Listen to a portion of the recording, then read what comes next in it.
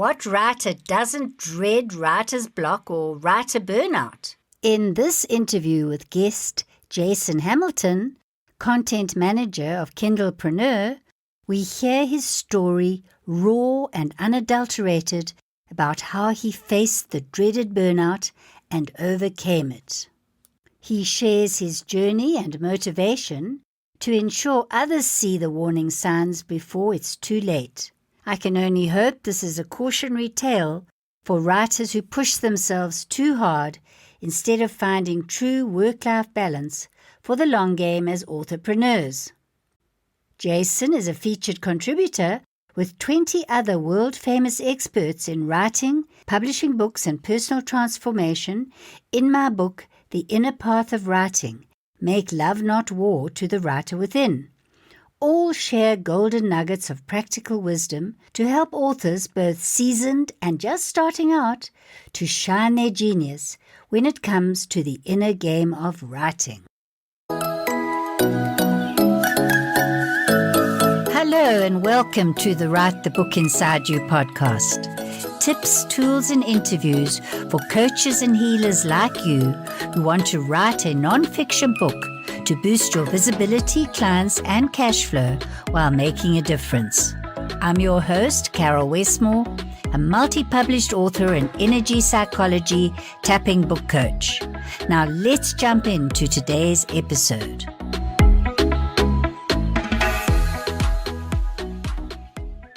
Jason Hamilton is a fantasy author and content manager for Kindlepreneur.com. Thousands of authors flock to Kindlepreneur as a hub created by best-selling author Dave Chesson to help authors write, publish, and sell more books by understanding, among other things, how Amazon works. Jason's article, Writer Burnout, 19 Tips for Recovery and Prevention, is the focus of our interview.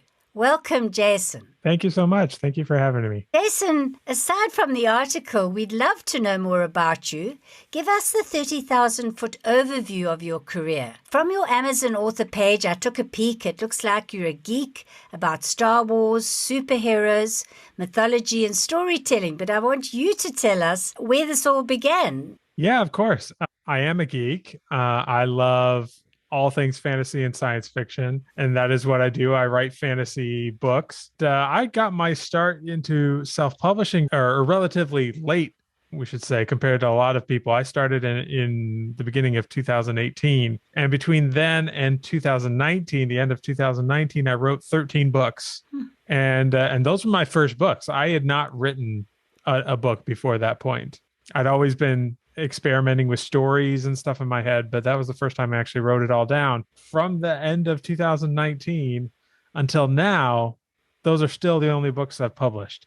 And I even actually took some of them down, so I actually have fewer books published now. And that was as a result of burnout in my life and a number of health issues and things like that. So I went for a good chunk.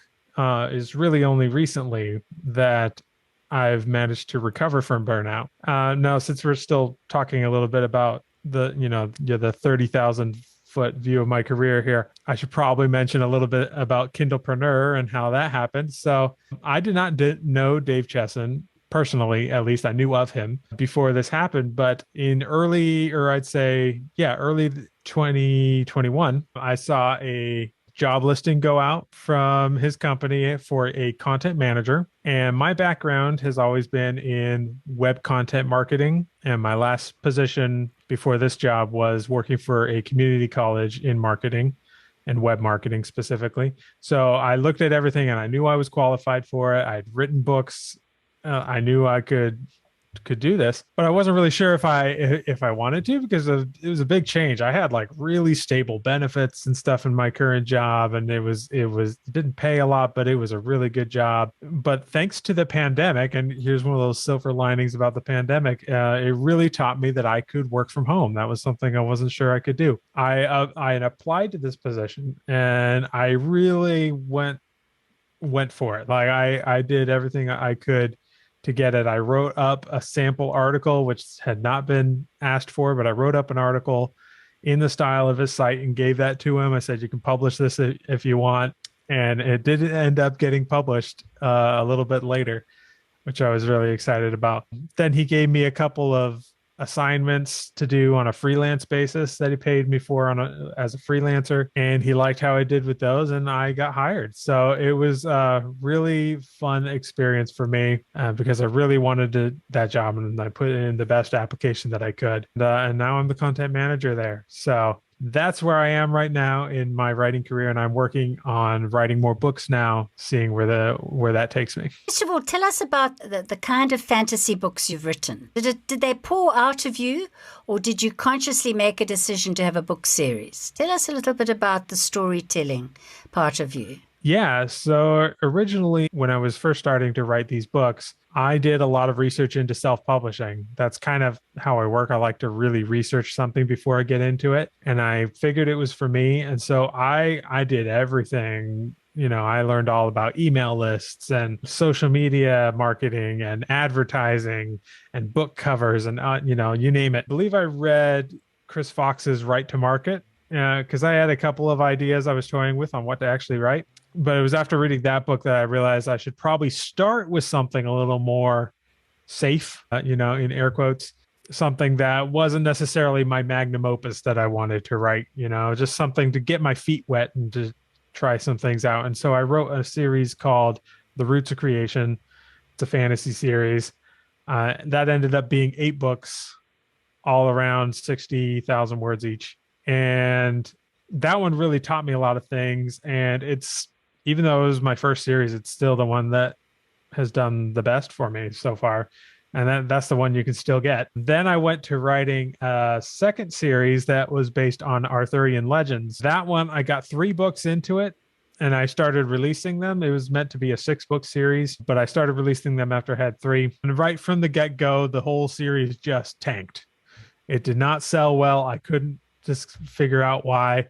I had actually, and I don't recommend anyone do this, especially from what happened to me, but I actually took out a small loan to fund the covers and a little bit of advertising revenue for these things. And it just went south. That was the beginning of my burnout right there. Looking back, I can kind of identify a number of things that I was doing wrong that led to the burnout warning signs per se.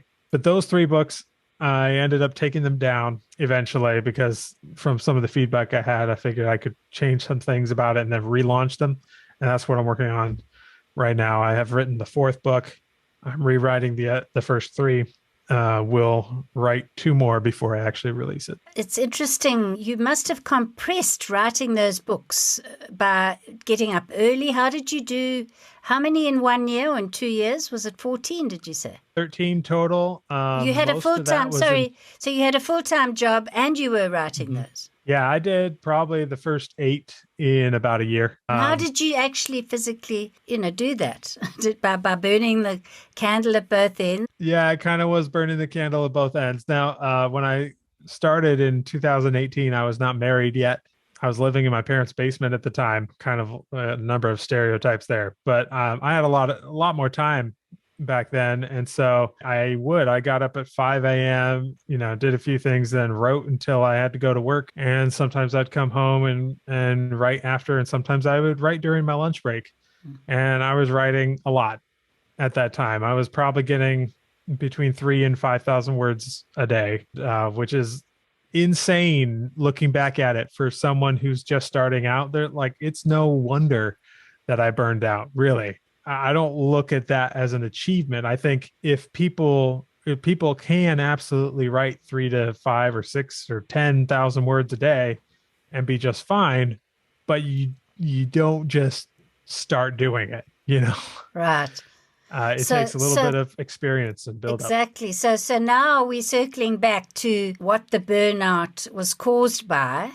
Were there other factors? You mentioned the disappointment with the Arthurian books. Let's take the step by step. What is burnout? I know you defined it in your article. Yeah. Can you tell us how you define it? So a burnout is basically a mental condition that comes as a result of high stress. It can be caused by a number of things. In my experience, it's usually caused by some kind of pressure that you have This is often like pressure to leave your job, like you want to become a full-time author, and so you feel this pressure. Or in my case, it was a number of things. I had that. I had the responsibility of being the primary breadwinner for my family, and I took out that small loan for that book series, and so you had this kind of pressure there. What this does is it means you can't really take a deep breath. You can't really spend the time on self-care and other things, and so it really just pushes you down. And this can lead to a very serious condition in some cases. Burnout can be like physically harmful. This is in extreme cases where you could go to the hospital with some of the symptoms. This didn't happen here, but I experienced my first panic attack a little bit later in 2020, and that was not just the burnout. That was a result of the burnout plus 2020 being what it was and a number of other things. But I thought I was having a heart attack. It can be a very real thing. It can lead to serious issues if it's not addressed. Yeah, so there were physical symptoms. And what other things were you doing that you realized, other than maybe not getting enough sleep by getting up early? Was there anything, other symptoms of burnout that you can share for those who think they want to avoid it? Yeah, the symptoms can vary from a lot of people, but for me, the main symptom is that I would sit down to write, and it was like I could not move my hands. Like I felt paralyzed and afraid to sit down and write, which is not right. I want to feel joyful about writing and getting to write because I love writing, but I did not love writing at that time, and it just felt so stressful. I think that's generally what it is for a lot of people, and it's different from writer's block, where it's just you sit down and you're not sure exactly what to write. With burnout, it can sometimes be one form of writer's block, but it's really a symptom of something where you have no desire to write at all, and you don't necessarily know why.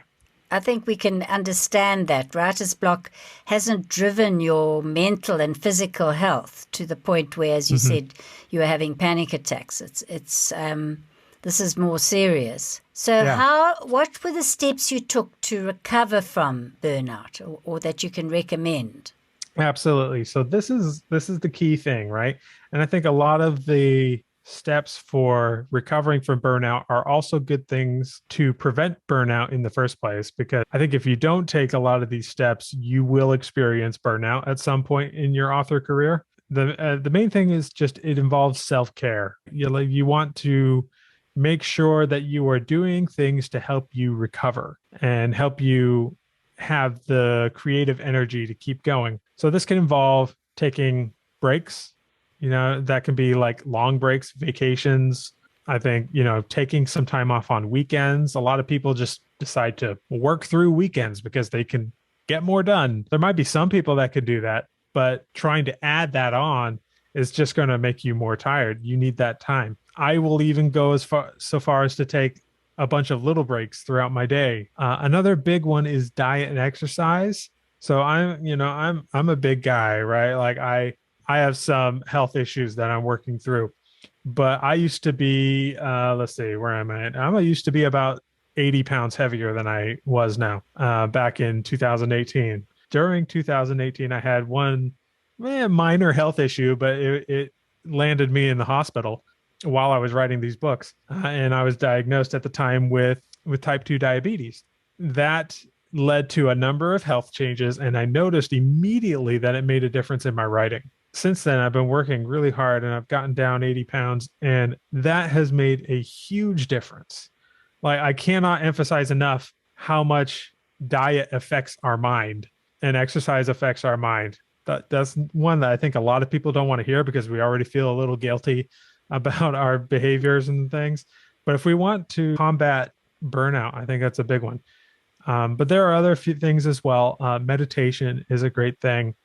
Revisiting your purpose or your why, your big why, finding out why you're doing this in the first place and really examining that can be helpful. Sometimes just doing something else for a little while can be really helpful. Just taking a break. Sleep is another really important one, right up there with diet and exercise. If you're having poor sleep, you're not going to fix this. I'd say another big one is reducing things in your life. Now, this can be hard for people. Like, you try to tell people you should sleep more, you should stop doing this and stop doing this, and people will tell you, well, I can't stop that, like I'm a single mom of two kids, or and it can be hard. Like, sometimes you have to really make sacrifices. You have to find ways to reduce, and sometimes that might be your writing. I think it's important to try and remove that pressure that was sort of instigating the burnout in the first place. And that can be removing things out of your life. It could also just be giving yourself permission to not succeed right now, to just wait and figure things out, focus on your health, your job, or whatever it is, your kids, and just focus on that for a little while. I think sometimes giving yourself the permission to do that can be really helpful. And then I'll just mention one more thing that has gotten me back into writing. Well, first off, a little story here. I wrote for the first time a couple of months ago, wrote fiction for the first time in a while. I wrote, I think, 2,000 words in one sitting. And I honestly got a little PTSD for my old burnout. And I sort of freaked out a little bit. But I also really loved it. I loved what I accomplished. It was just a lot at first. And so I thought, okay, well, maybe I'm trying to push myself too much here. Why don't I just focus on a minor writing habit, what I call just showing up? All I do is I make sure to just start. I'll open up my editor and I'll just start. And if all I do is write 2 sentences, that's okay. I can close it down. I'm done for the day. But that has been the defining habit that has really gotten me back into it, is just not pressuring myself to do a whole lot, but only focusing on writing a tiny bit every single day. And that has really gotten me back into it. And I generally find that I write a lot more than 2 sentences when that happens. So you've taken the pressure off yourself. Do you think that someone who's also decided to take, a job that's going to relieve, say, the financial pressure, or give them a long-term view of your career as a writer, say as a fiction writer? So you mean taking a job that the content manager for Kindlepreneur, has that balanced some of that pressure to get fiction books out of you? Yes, it has. Because in my previous job, I was trying to become a full-time author so I could quit that job. Once I got the content manager job with Kindlepreneur, that felt a little more in alignment with my goals. And I felt like I could stay here for a while. And yes, taking that pressure off did help. But also, I think that something I started doing towards the end of my last job is really figuring out, that job didn't really feel that related to what I actually wanted to do. It was a community college. It was marketing. It had some, marketing elements in common, but really it was quite a different thing. And so I felt like it was almost at odds with my purpose and what I really wanted to do. But what I started figuring out towards the end of that job is that you can take any job and bring it into alignment with your goals if you have the right focus. So in this case, I learned that I really wanted to find another work from home job after 2020 and everything. I decided that was a good thing for me. I took that opportunity as a way of saying, I'm going to learn how to become a really good work from home employee. And so I used my experience in that job, the last bit of that job, to really hone my skills and become a great employee that my boss would be happy to recommend to other people. So that was just a way of me taking that job and bringing it into alignment with my future, even though it had nothing to do with books, nothing to do with all of the geeky things that I'm into. It still became a form of personal development for me, which was really helpful. And then once I was able to find the content manager job with Kindlepreneur, that brought it even more into alignment. Doing those things and bringing them into alignment with your future and your self-development does do a lot to ease that pressure on you. I think that's very valuable. It ties in with other mindset and law of attraction and, many other things about gratitude and your purpose. There's a saying that if you're going to be unhappy in a job, you'll just take yourself with you. But what it sounds like you did, you used some of what you'd been through with the burnout to realize you wanted to be aligned and you were going to make the best of where you were. So, Jason, is there anything I haven't asked you about writer's burnout that could be valuable for the listeners? I just think that really it's a very personal issue, and it takes a lot of soul searching to figure out what's going on. Sometimes it could be very good to consult with a professional. In fact, if you have access to a therapist or someone like that, I highly recommend consulting with someone like that if you are experiencing burnout or you suspect that you're experiencing burnout, because if you don't, as I've mentioned, it can lead to more serious health issues. That would be my ultimate advice, is to consult with a professional. I didn't have that option. It took me a while to figure it out, but it was a very personal journey for me, and I learned a lot as a result. And I think my author career moving forward has benefited a lot from that experience. Where can people find you? But you're also going to mention a free gift. So share with us your website. Yeah, I do have a couple of different websites, but the one I have for authors is nerdynovelist.com. You can find me there. And my free gift is I have a checklist of basically signs that you might be about to burn out and how you can avoid that if that's the case. You can find that on my website. Something else I'd like to do for people, because I'm a little bit new into this whole arena, but I really think I could help people with this. So it's been a real pleasure to speak to you today, and I wish you all the best going forward. You've given us a real gift sharing your story. Thanks for joining me on today's podcast. Want a free gift to inspire you further on your book writing adventure? My free checklist, 5 book hook tips to kickstart your book writing journey, will help you get clarity on the key essentials to make your book a winner. Download it at writethebookinsideyou.com/free gift. The links are in the show notes. Until next time, a big virtual hug and keep writing.